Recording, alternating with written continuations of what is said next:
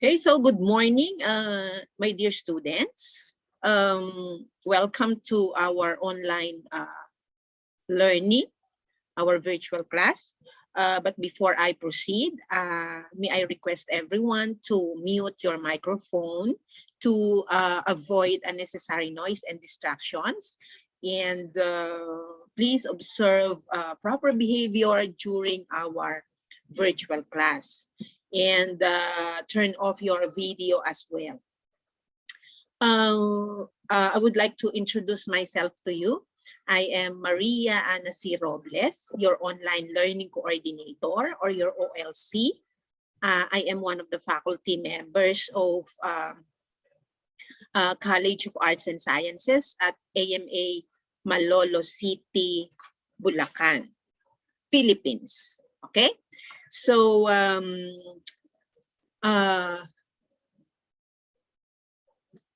our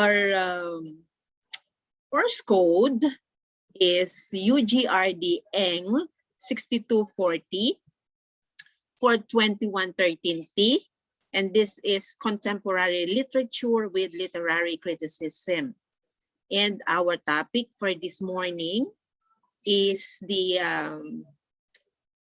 part 1 of week 1, interpreting fiction.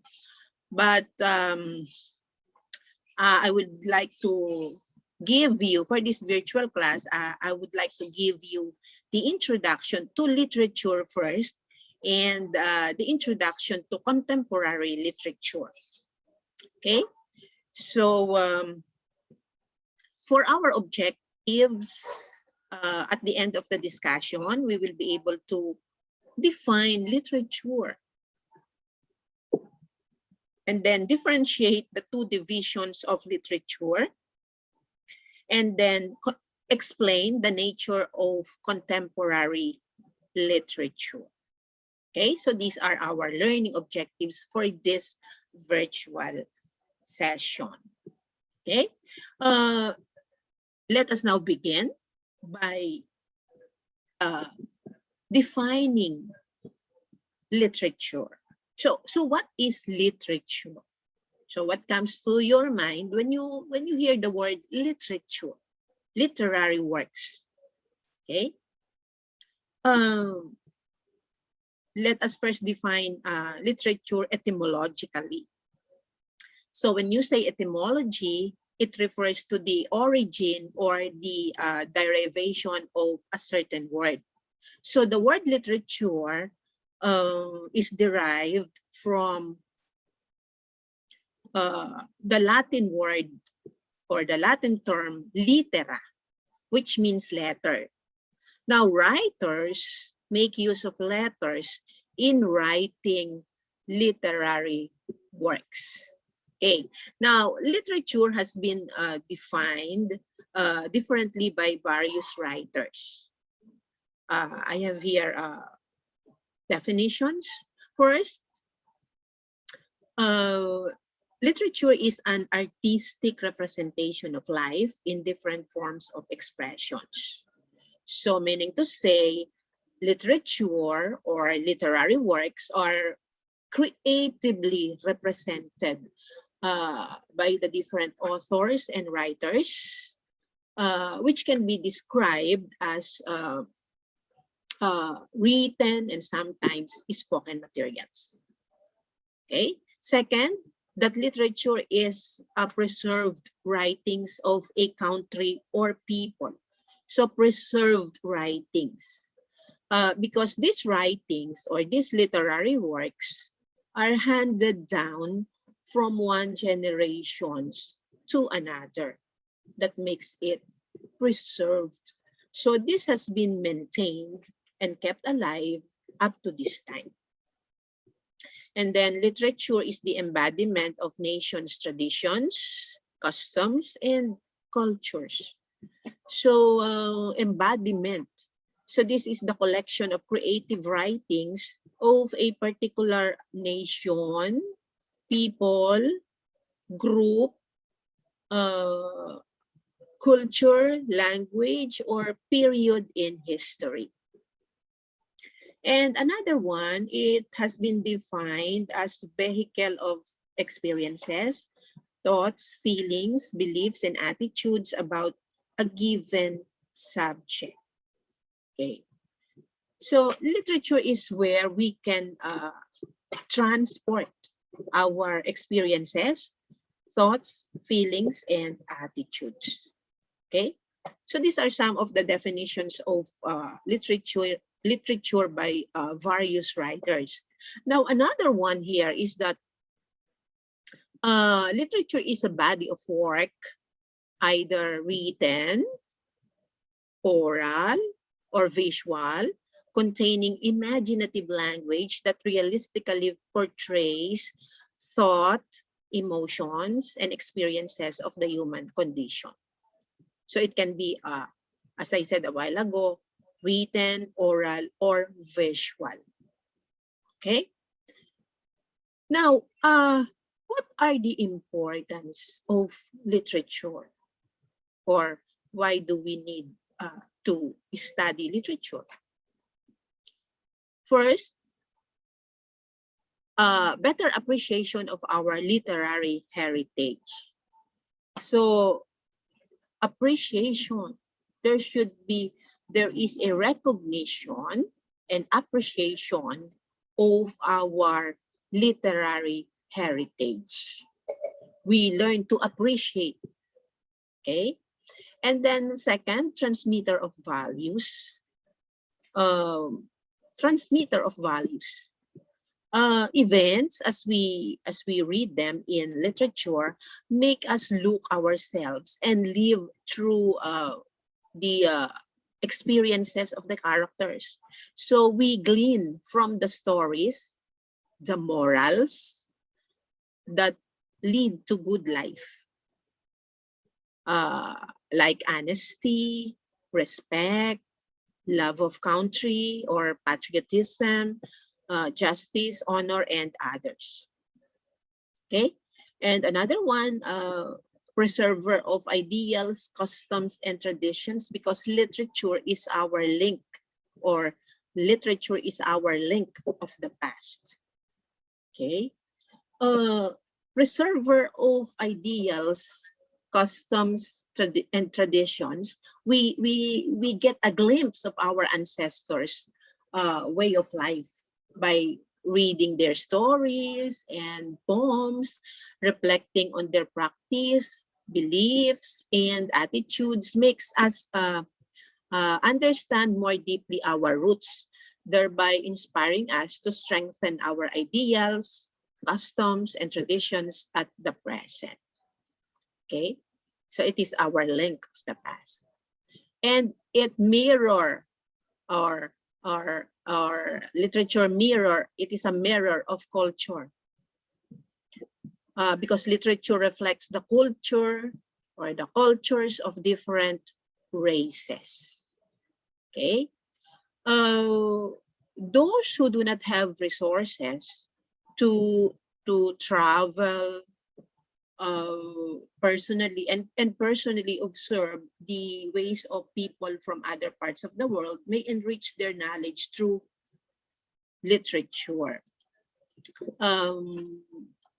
So their knowledge through literature can enrich their experiences. So knowing how people from the other side of the planet live broadens our perception of life and humanity. Now, another one is that literature is an agent of change. Okay. Now, history bears records of significant changes of the society brought about by literature. So the choice of Tagalog as basis for Filipino, which is the national language of the Philippines, has been partly due to the popularity of writings in Tagalog like Francisco Balagtas' Florante at Laura. Now today, literature in the mass media is a potent force swaying public opinion. So ideas delivered whether orally or in writing can greatly influence people's thinking. So they can make or unmake heroes and presidents. Okay, so literature is an agent of change. And lastly, of course, literature is a source of pleasure, especially those who are fond of reading short stories, novels. Okay. Now, like other forms of art, literature entertains and gives pleasure.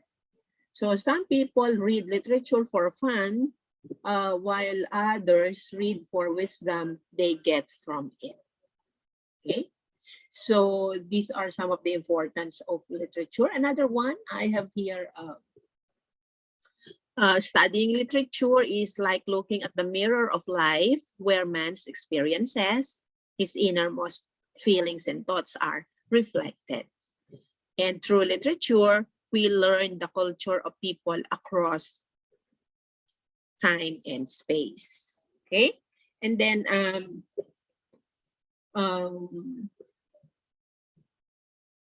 so those are the different importance or significance of literature. Now, literature is divided into two main divisions.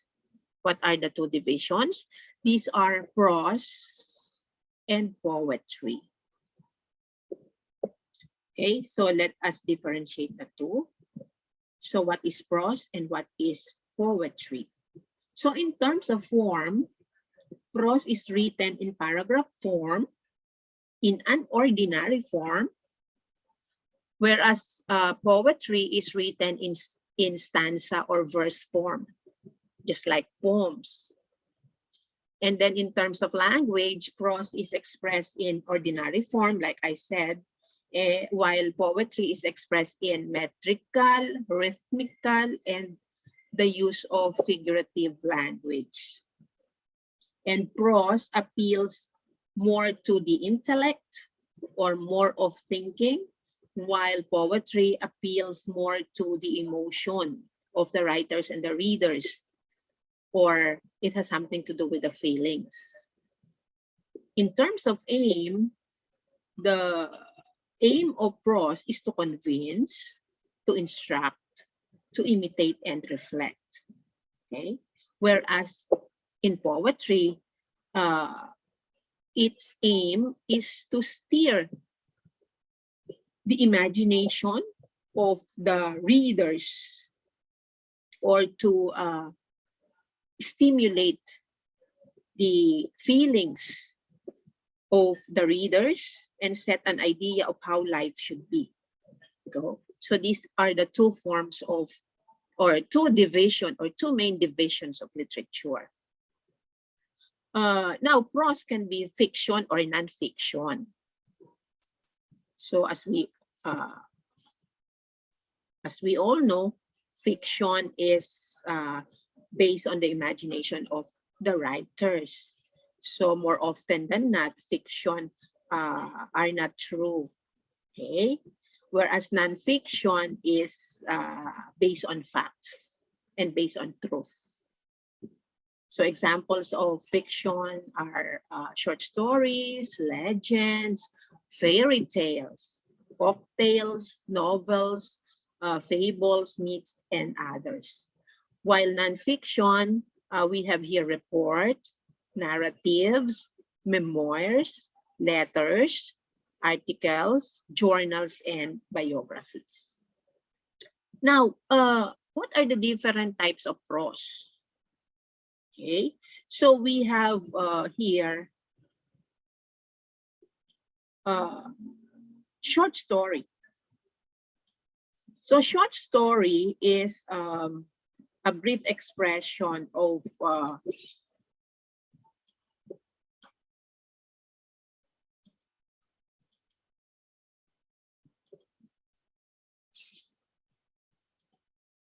it is a brief expression or a brief form of fiction dealing with simple and single plot that makes it short. Well, whereas novel, it is an extensive prose divided into chapters. Okay, so it is more lengthy than short story. Now, legend is a story about origins or alamat in Tagalog. So it is usually fiction. And then we have here fable.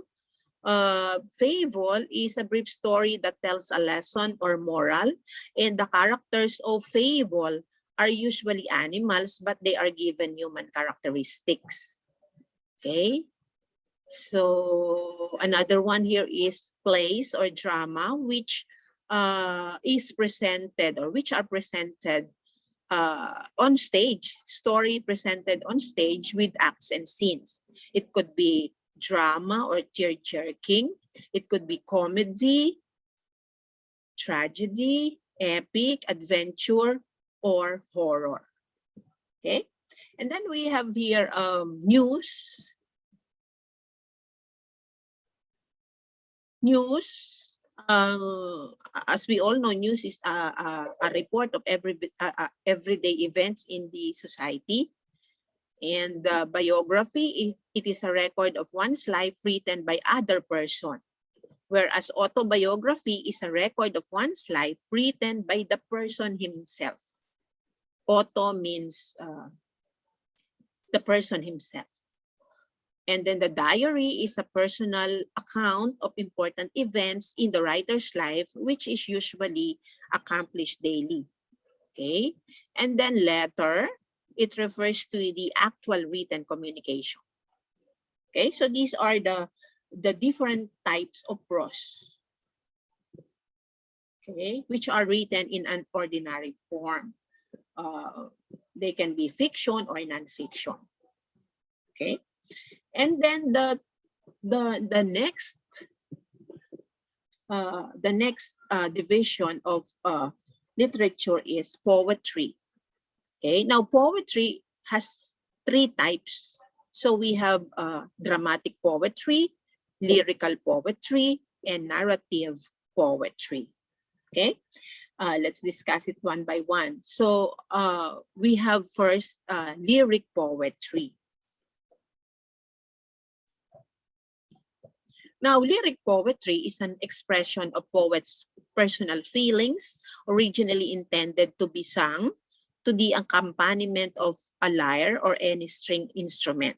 That makes it lyric poetry. It could be sung with the accompaniment of any string instrument or lyre. Okay, and then narrative poetry. These are poems that narrates a story or incident, usually follows a chronological order. Narrative, okay? So it narrates an incident or story. So when you say chronological order, it follows the proper sequencing of events from first to last. And then dramatic poetry encompasses a highly emotional story that is written in verse and meant to be recited. And of course, this would include dramatic monologue and rhyme verse. So these are the three kinds of poetry. Now, what are the different kinds of lyric poetry or the different forms of lyric poetry? So we have here the popular folk songs or awiting bayan. So folk songs are poems intended to be sung. Okay. Example of this is the famous Leron Leron Sinta.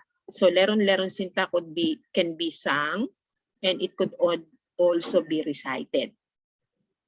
Now, another one is sonnets, which is composed of 14 lines dealing with emotions and idea.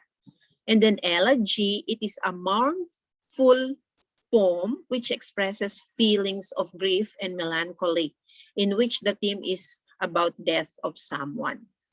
So elegy is a mournful poem. And then ode is a poem of praise or glorifying an event or individual. And then psalms or dalit, psalm or psalms is a sacred song or poem used in praising or worshiping God. And corridos, measure of 8 syllables or octosyllabic and recited to a marital beat. Example of this is the famous Ibong Adarna. Okay. Now, how about narrative poetry, which narrates a story or incident? So it could be ballad, simple and short poem composed to be sung, epic, long narrative poem about heroes and gods, and then metrical romance. So since it is a romance, it is about love story in verse with the adventure of knights and lords and their ladies during the age of chivalry. And then we have here the metrical tale. It is about poem about ordinary folks' origin. And then lastly, dramatic poetry. So again, it encompasses highly emotional story that is written in verse and meant to be recited. Okay. Now, let's move on to the contemporary literature. Now, what is contemporary literature? Contemporary literature is literature with its setting generally after World War II, and it may be classified according to a variety of systems, including language and genre. Now, it is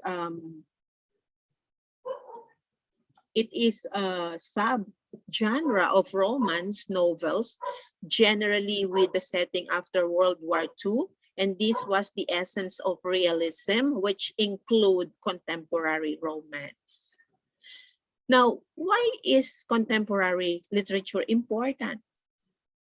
Contemporary literature has a very important role because it reflects a society's social as well as political point of views.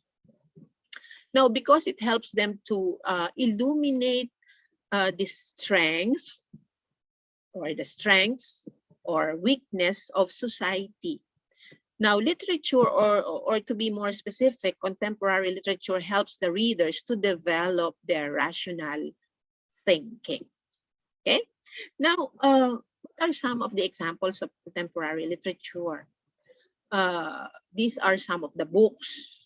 Okay, so Red Russia by Tanya Thompson, The Kite Runner, Life of P, The Road, Never Let Me Go, A Thousand Splendid Suns, The Handmaid's Tale, The Curious Incident of the Dog in the Nighttime. So probably some of you are fond of reading novels. Maybe you will encounter these books or these novels, which has a theme of contemporary, being contemporary. Now, what are the elements of contemporary literature? So it has a thematic characteristics, meaning to say it is bound with pressing issues of the world. And then we have the another element is that it contains genre, form, and composition. It has setting, narrator and point of view, characters, language, and of course, conclusion. This will be further discussed as we go on with our lesson. Okay. Now, so these are the things that you should know about literature and contemporary literature. Now, before I end, I would like to share with you a quote about literature by Northrop Frye, that according to them, or according to him, literature speaks the language of the imagination, and the study of literature is supposed to train and improve the imagination. Okay, so that concludes our discussion for this morning. Thank you for attending our virtual class. Keep safe, everyone, and God bless us all. Thank you.